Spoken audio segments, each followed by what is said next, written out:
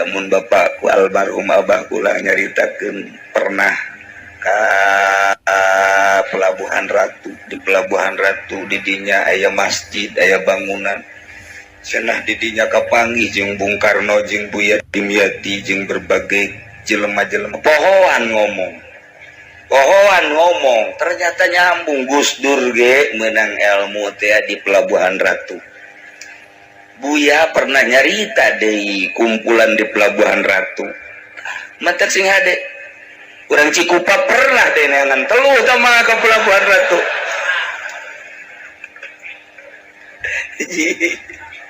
Namun Gus Dur nyaritakeun Sunan Kalijaga kuburannya ternyata di Pelabuhan Ratu.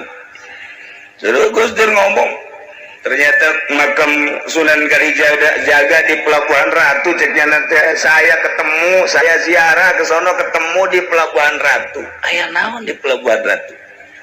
Mentak ge loba orang Amerika nu datang ka dinya foto di shooting. Ternyata hasil shootinganana macam-macam makhluk-makhluk gaib nu para rutin wararidung beunang gunyana tah je pancen ieu mah kos karari ieu aya aki-aki nu ngebledek aya